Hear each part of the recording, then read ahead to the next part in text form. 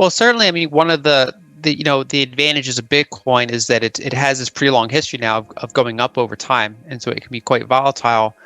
And so in developed countries, a lot of people don't get why someone would own Bitcoin other than speculation, and it's because they're used to having pretty stable currencies. Whereas emerging markets, they generally, some of them are currently going through very bad periods of inflation, and other ones generally still have inflation somewhere in their memory over the past 20 years or so. Whereas the United States, we have to pretty much go back to the 70s to have a memory of strong inflation. And so in a lot of those markets, it's in some ways, I think it's an easier selling point of why they might want to hold something that's not their own government currency, that can't be debased in any sort of reasonable way or easy way. And that they are owning something that's scarce. And then, of course, some countries have capital controls.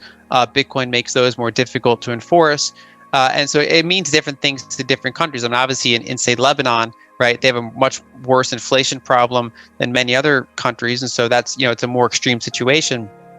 But across the board, I mean, I think it's one of those things where Bitcoin can benefit, people in every country.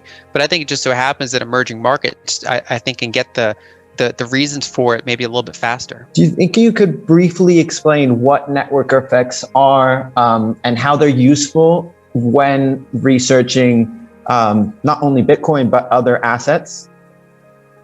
Yeah, so network effects are a phenomenon where the more people that use it, the more valuable the network gets exponentially, right? So if only 5 people in the world have phones, a phone is not a very useful invention. But if half the people in the world have phones, then suddenly it's one of the best inventions ever. And so basically the phone gets exponentially more useful the more people you can call with it. And so the same is true for email. The same is true for social networks, right? You wouldn't want to have a social network with almost no one on it. And so that's generally one of the strongest economic moats that a company or a protocol can have against competition, is the fact that they've already achieved network dominance. And so I could make, for example, I could hire a programmer. We make a copy of Facebook. It looks similar, but then I'd have almost no chance to get people to actually use my version of Facebook. There'd be no kind of flywheel to get that started, because it's a dead zone anyway. Even if I threw $1 billion at it, I could get probably a couple million people there, but they would quickly just go back to the real major social networks, as an example. And so that's true. Also, I've used the example of Wikipedia. Wikipedia, you can download the data. I could host it on my website, and it would kind of look like Wikipedia, but it wouldn't have the millions of links around the world pointing to it the same way the real Wikipedia does. That's the thing I can't replicate. That's the network effect. And I can't replicate the fact that there's so many users on Wikipedia updating it. I can't convince them to come update mine instead. And so mine will always be this kind of shadow of the real thing. And so my biggest concern when looking at cryptocurrencies, especially back in 2017, was, okay, so it's open source, anyone can make a copy of it. And so the whole idea of scarcity is then challenged if someone can just make Bitcoin 2 or Bitcoin 3 or Ethereum 2. And so I was like, I was concerned that, even if the space takes off, it's neat technology, the capital could go in and just diffuse among like so many different protocols, like basically a permanent alt season where just like everything kind of goes up and down and nothing really kind of accumulates persistent value. But then I kind of just kept studying the space more, and I saw that the network effects apply very strongly to cryptocurrency. And network effects apply to money in general. I mean, part of why the dollar has hegemony, in addition to just the United States military strength, the history of how we got here, is that it's kind of self-sustaining as a network effect. And so, there's dollar-denominated debt around the world, including in Chile. And so that basically that's demand for dollars, right? Because all these countries need dollars in order to service their dollar-denominated debt. And then out of kind of ease, lenders, when they lend more money, they often do it in dollars. They could do it in euros, sometimes they do, but that dollar has the strongest network effect in that space. And that's why generally diversifying away from it is a slow process, right? Because it's so entrenched already. And so with Bitcoin, for example, or cryptocurrencies in general, the fact that the security is tied to is tied to how popular it is generally, right? So it's much harder to attack. That makes it more desirable to begin with, so more people stick with it. That makes it even more secure. We also see, for example, that more developers work on the top cryptocurrencies, so they get better hardware wallets, they get better applications, they get better security and upgrades over time than some of the ones that kind of get left behind.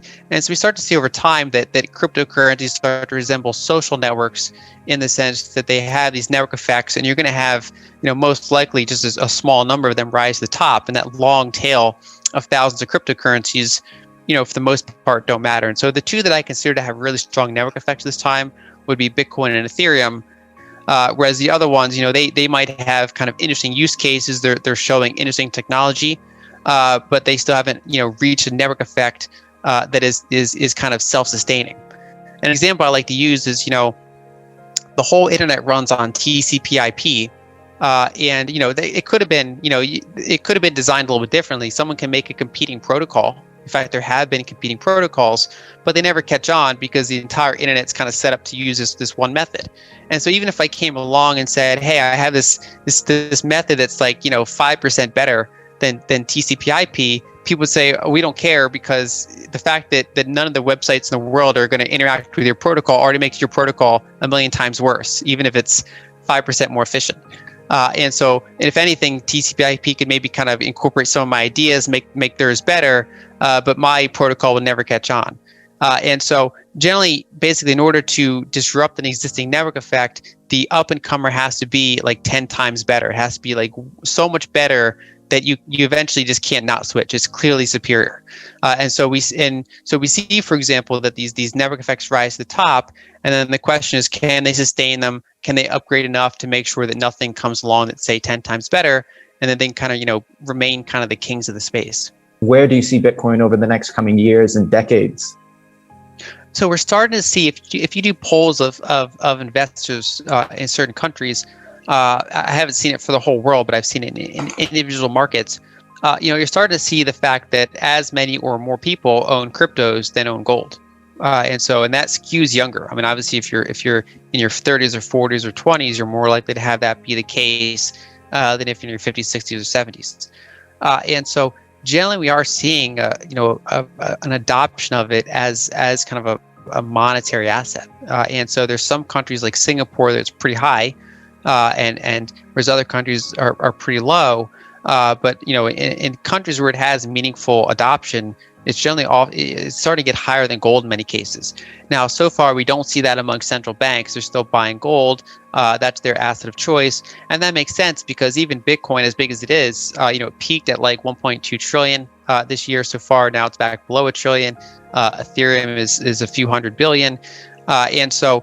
When these markets, and they're very volatile, so when these central banks are looking at it, imagine from their perspective the disaster where they buy Bitcoin and then it's fluctuating around, and then a tail risk happens and it doesn't work out, and then they're like, why did you buy like digits on a computer? What were you thinking? So with like $1 billion, like, so they basically, it's not big enough that they can really kind of put meaningful amounts of funds into it. Now, I do think that if over time Bitcoin continues to grow and kind of has say another kind of cycle of adoption, another big bull market, it becomes a multi-trillion-dollar asset class.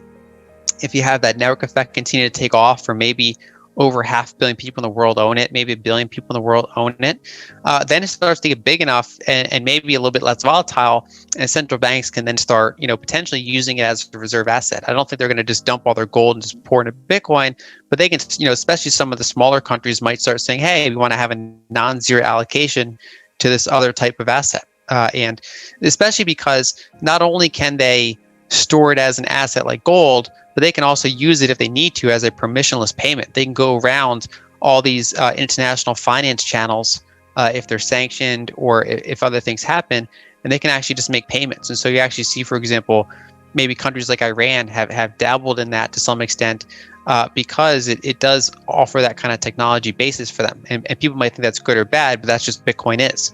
And so you could start to see countries maybe hold a little bit of it. But I think overall, it's one of those things where it generally has to get a little bit bigger before most central banks would even really kind of consider it. We see, interesting news out of El Salvador, right? So it's legal tender. And so they're going to have some in their fund.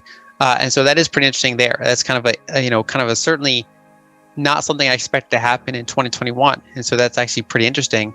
And so maybe it's one of those things where I'm saying I don't think a major central bank's going to hold it next 2 years, but who knows? If it gets big enough, you can start to get surprises like that.